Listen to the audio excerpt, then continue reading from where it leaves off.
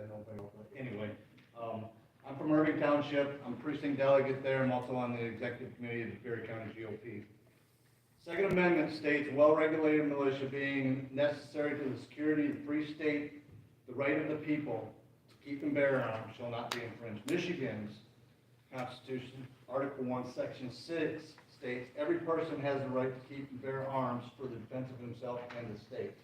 What's going on right now in the state of Michigan is it's unimaginable with regard to our gun laws. Currently, there are well over 30 gun laws at the legislative level, 11 of which the governor has now signed. And because she suspended session back in November, these bills that she signed go into effect, go into law February 14th.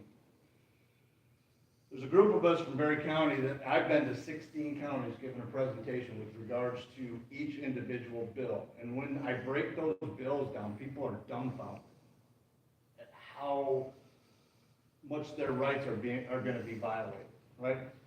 So last March at the GOP meeting, we unanimously passed a resolution declaring that Berry County be a Second Amendment sanctuary county, and we're going to bring that or pass that on to the commissioners.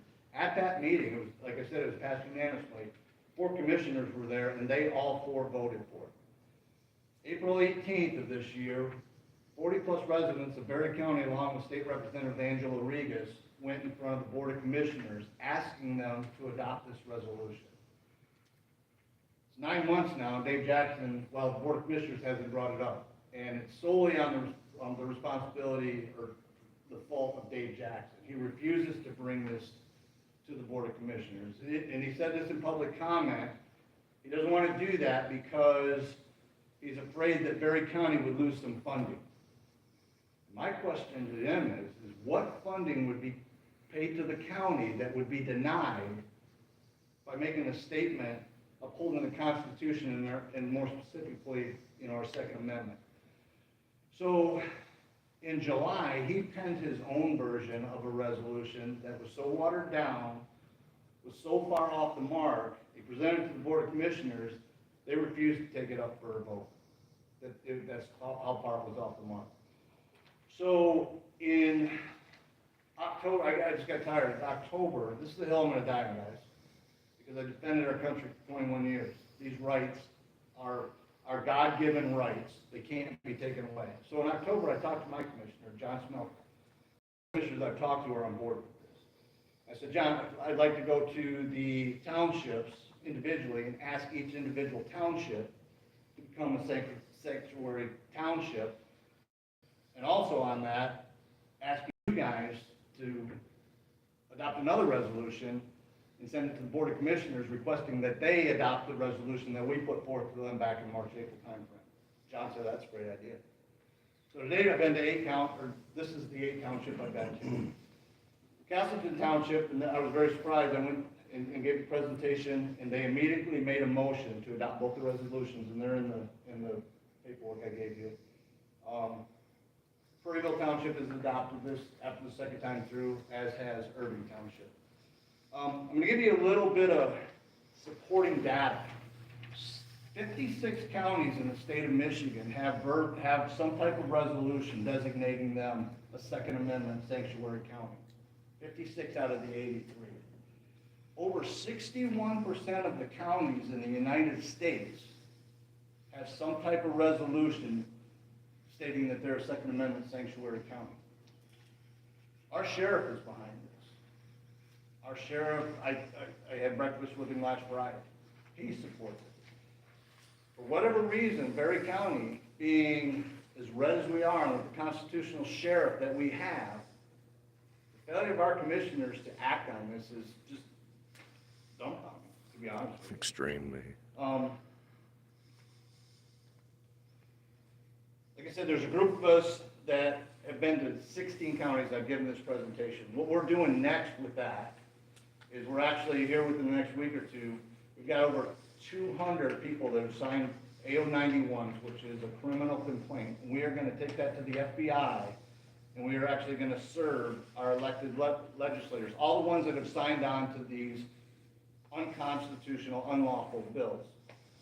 And so my request to you is that you would look at these resolutions, you would adopt yourself as the Second Amendment sanctuary township, and then forward on to with the other resolutions to the Board of Commissioners that they accept the resolution that we put forth to them back in the March, April timeframe. Thank you very much. Good speech, John. So can I ask you, is the resolution repudiating Governor Whitmer's, is that the one that the Board of Commissioners refused to? Yeah, the one that's stapled, Yeah, that's the one that you sent it and they refused. they've refused to, yes, ma'am. Okay. And I have, so I don't know if it's been in the paper here recently, and it's got a pretty high profile, Heathen township. And Melinda Pago, who is the vice chair of the Michigan Republican Party, her township, they went a step farther. And I've got their copy here, and it's really good, I should have had this prior to typing ours up, or getting ours typed up. But not only did they name, or denote that they were a sanctuary township, they also stood up a militia, which is what our Constitution allows for, right? Because the tyranny that's happening at the state level right now, and I don't know if anybody's been here, talked to you guys about the solar proposition and stuff. I think it's 5120 and 5121, where you no longer have local control. So all those, the potato fields and the bean, or all the fields over there, the leaves, the Bordeaux, the Boyson, I don't know who owns them anymore. I grew up here, but I don't know. Those potentially now are going to become, and the state electric companies, the Consumers Energy has a say over you guys, what can happen with that. Local ordinances don't even matter. So what the state's doing to us is totally unconstitutional. We, the people, they work for us, right?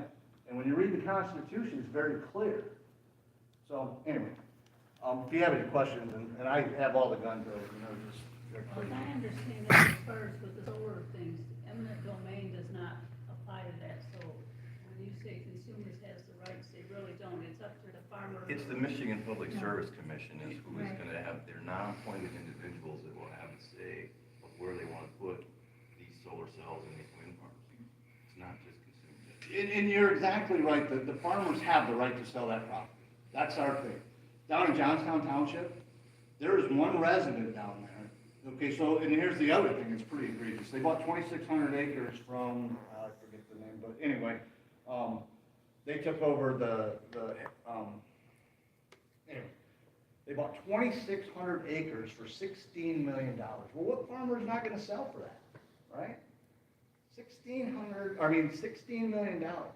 But there's one resident in that whole area there that their house is gonna be surrounded on all four sides. And there's nothing that can be done, nothing.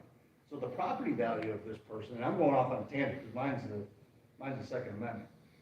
But that property value of that homeowner, everything he's worked for his entire life is gone. And then Consumers Energy, I was at the Johnstown meeting, right? He said, well, there's a lot of first-time home buyers that will come in and they'll pay that price, and they don't care. They honestly don't care about us. So that's why it's very much up to us to start taking back what is rightfully ours and not giving control to the state. So that's where we're at.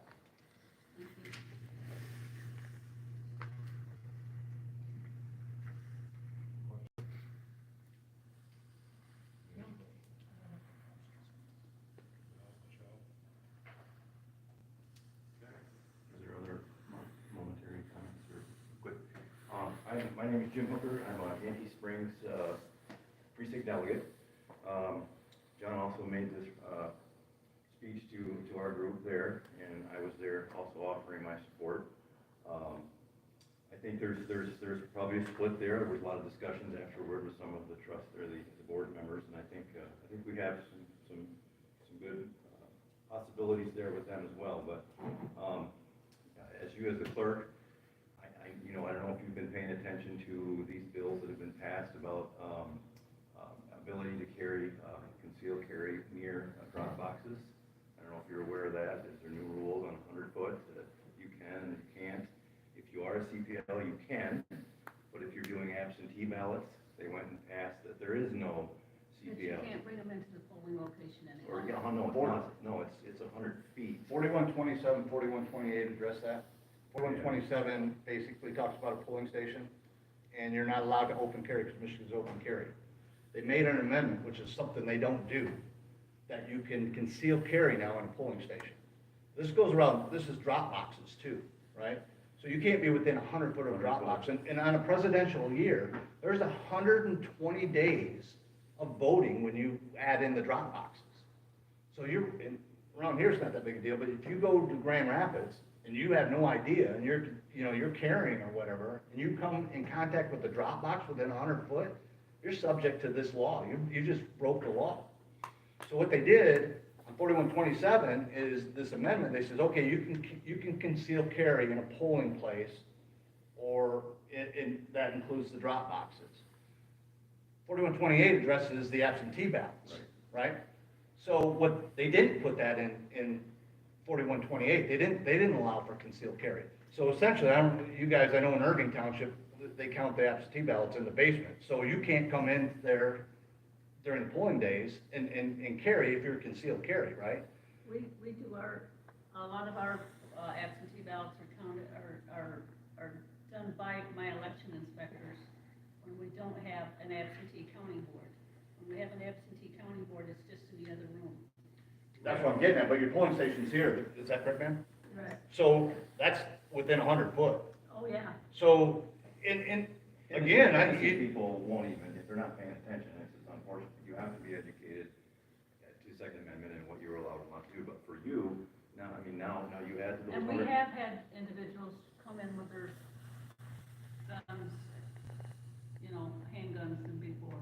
We've never had an issue with it. Well, there's new laws you need to be aware of. the problem is now they're subject to this law. So I bring this up, because I don't want to take anybody's time. I bring this up because, again, this is why we're asking you to help us with our Second Amendment and to show support that these are unconstitutional things that are being passed, that we've never had to deal with before, and that your support of both these resolutions would be very much welcome. Oh, it's okay. Thank you for your time. Just to underscore, these guys, so a lot of what's happening is,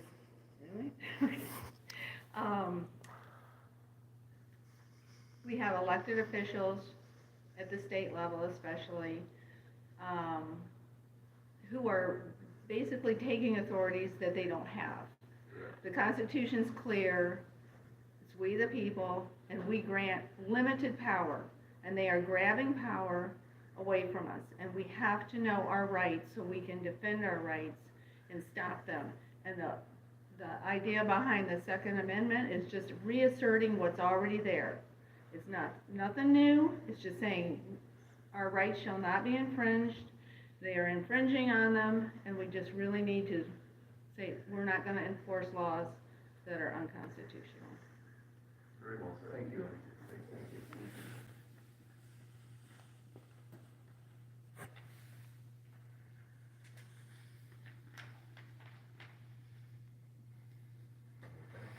Yes, sir.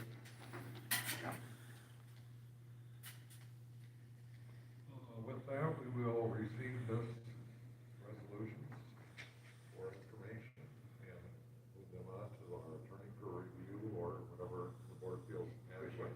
Good, thank you. We'll go from there. Okay. Thank you. You want me to send this to the attorney, Tom? I can get you an email copy too, if that works better. It doesn't matter. If you see it from Shelley Lake, just don't deny it. Huh?